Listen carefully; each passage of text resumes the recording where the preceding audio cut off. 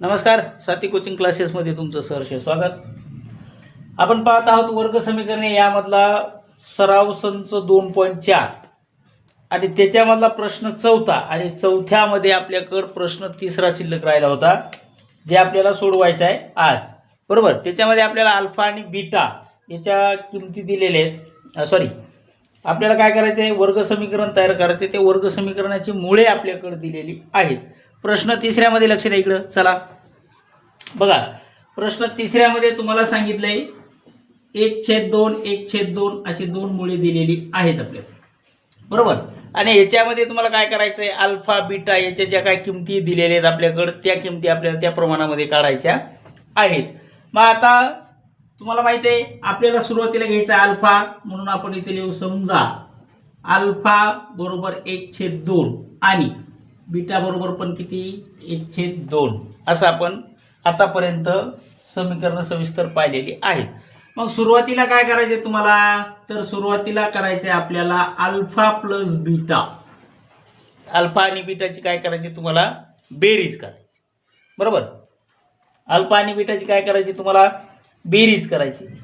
पण बेरीज करताना काय होणार आहे आपल्याकडे ते बघू. आता इकडं छेद सारखा आहे म्हणजे 1/1 वजा 1/1 असं आपण त्याची बेरीज करणार आहोत. छेद सारखा आहे, इकडे बेरीज असेल तर तिकडं वजाबाकी होत. याचं उत्तर काय येणार आहे तुमचं, बेरीजेचं उत्तर आलं तुमच्या 0. मग म्हणून आपल्याला दुसऱ्या वेळेस काय दिले, अल्फा गुणाकारामध्ये बीटा. अल्फा आणि बीटाचा परत तुम्हाला गुणाकार करायचा आहे. बरोबर. अल्फा गुणिले बीटा, मग 1/2 गुणाकारामध्ये 1/2 इक्वल टू, म्हणजे याचा गुणाकार तुमच्याकडे काय येणार आहे, खालचा गुणाकार खाली आणि वरचा गुणाकार वर, सरळ पद्धतीमध्ये तुम्हाला करायचा. याचा गुणाकार आला आपल्याकडे 1/4. बरोबर. आता करायचं काय आपल्याला, तर आपल्याला एक समीकरण तयार करायचं. अल्फा आणि बीटाचं जे मिळणारं समीकरण आहे, तुम्हाला शॉर्टमध्ये मी इथं लिहितो, मिळणारे समीकरणे किंवा मिळणारं समीकरण जे आहे ते तुम्हाला तयार करायचं आहे. तुम्हाला म्हणजे कोणाला, म्हणजे आपल्याला मिळून ते तयार करायचं आहे. मग आता याच्यासाठी समीकरण तयार करण्यासाठी सगळ्यात अगोदर येतो तो एक्सचा वर्ग. बरोबर. मग एक्सचा वर्ग तुम्ही घेतला वजा काय दिले तुम्हाला, अल्फा प्लस बीटा. अगोदर काय दिलेली आहे तुम्हाला, त्या दोघांची बेरीज. मग परत इकडे बाहेर काय आला, एक्स प्लस काय सांगितलंय, अल्फा गुणाकारामध्ये बीटा. आलं का. समीकरण आपल्याला अशा प्रकारे तयार करायचं असते. मग आता एक्स न कंसाला गुणायचे, म्हणून इकडे लक्ष द्या, एक्सचा वर्ग वजा दोघांची बेरीज किती आली आपल्याकडं, हा 0.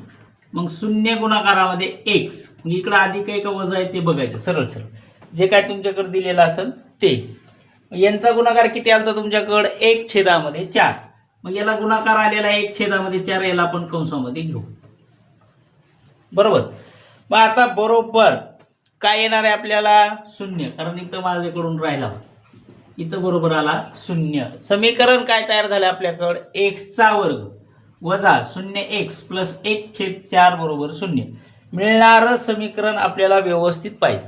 मग समीकरण मिळण्यासाठी काय करा, एक्सचा वर्ग आपल्या जागेवर जसेल तसा, हे 0x अधिक आहे त्याला बाजूला न्यायचे आणि 1/4 आपल्याकडे अधिक आहे आणि आपल्याला त्याला काय करायचंय, एक्सच्या वर्गापाशी आणायचे, म्हणजे आपलं समीकरणामधला 0x आपल्याला त्याच्यामधून काढून टाकायचा आहे. मग हे अधिक आहे, इथं आला वजा झाला, वजा 1/4. बरोबर. आता 0 आणि एक्सला आपल्याकडे जास्त किंमत नाही किंवा आपण त्याला समीकरण मध्ये घेऊ नाही शकत. मग आता इथं काय करायचंय, बरोबर काय राहिला तुमचा 0. अशा प्रकारे आपलं एक समीकरण तयार होईल मित्रांनो, एक्सचा वर्ग वजा 1/4 बरोबर 0. हे तुमचं मिळणारं समीकरण आहे. असा होता आपल्याला तिसरा प्रश्न. बरोबर. आणि आता हे लिहून घ्या. पुढे आपल्याला प्रश्न चौथा पण पाहायचा आहे. बरोबर. प्रश्न चौथा त्याचे आपण इथं अशा प्रकारे एक समीकरण तयार करायचे. चला लिहून घ्या. प्रश्न चौथा अशा प्रकारे आपल्याला दिलेला आहे बघा. आता याच्यामध्ये चिन्ह वेगवेगळी आहेत, जवळपास संख्या दोन्ही तुमचे सारखे आहेत. मग आपल्याला काय घ्यायचं, अगोदर अल्फा नंतर बीटा. मग समजा तुमच्याकडे अल्फा काय आला 2 वजा वर्गमुळात 5 आणि बीटा काय आला बीटा बरोबर 2 प्लस वर्गमुळामध्ये 5 अशा दोन किमती तुमच्याकडे आलेल्या आहेत. बर मग आपल्याला काय करायचंय सुरुवातीला बेरीज सुरुवातीला काय करायचंय बेरीज म्हणून अल्फा प्लस बीटा मग 2 वजा वर्गमुळात 5 बेरीज करायची तुम्हाला आणि पुढं पण काय येणार तुमचं 2 वजा वर्गमुळामध्ये अधिक 5 सॉरी अधिक 2 अधिक वर्गमुळामध्ये 5 यांची बेरीज तुम्हाला करायची. बेरीज करताना वर्गमुळातल्या संख्या वर्गमुळात जशाला तशा राहील.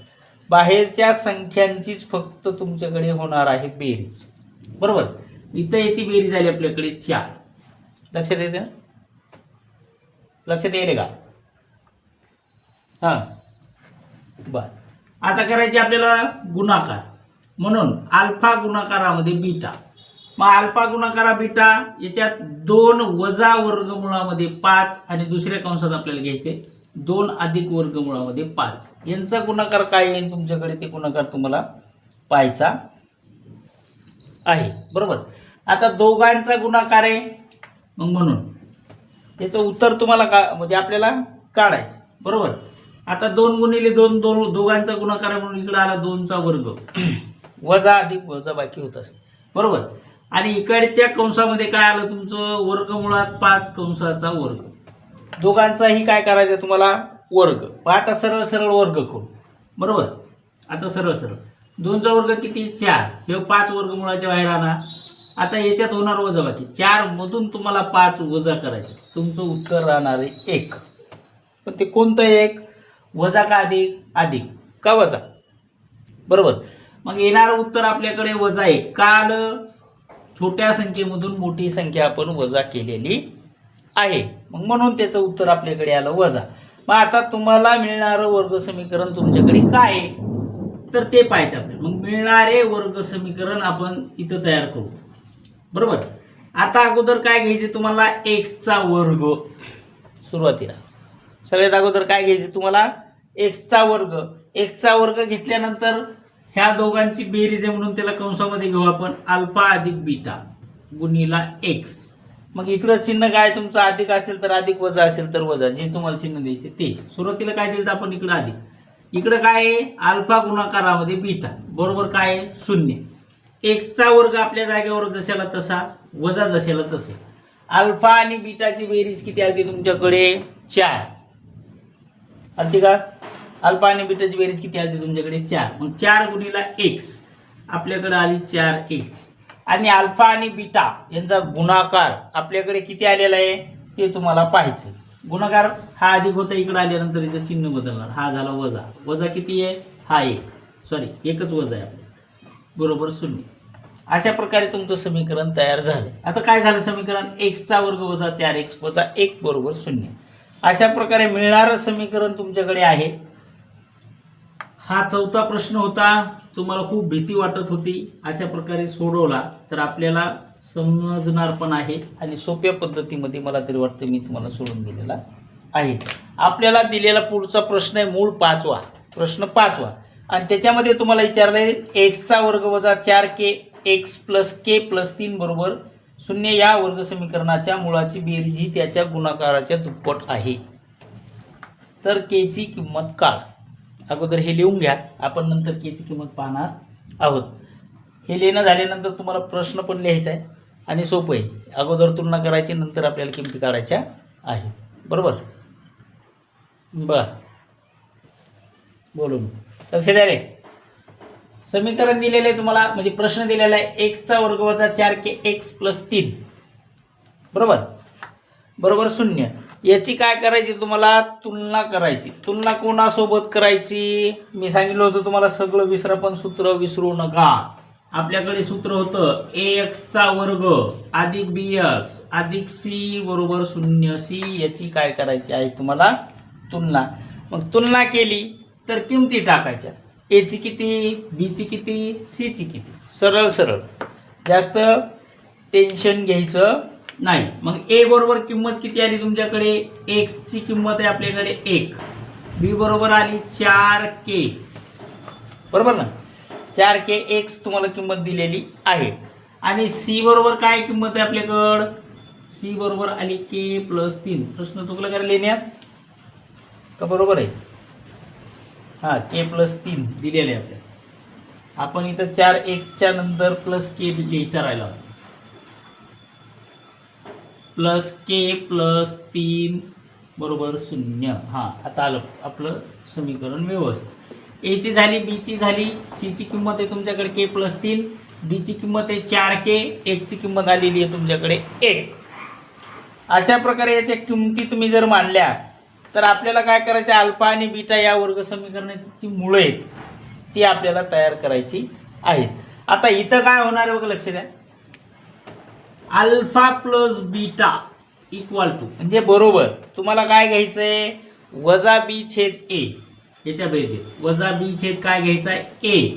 आणि गुणाकार आहे पुढे आपल्याला दिलेला अल्फा गुणाकारामध्ये बीटा. याच्यामध्ये याच्या मुळाचं स्वरूप तुमच्याकडे येणार आहे सी छेद ए.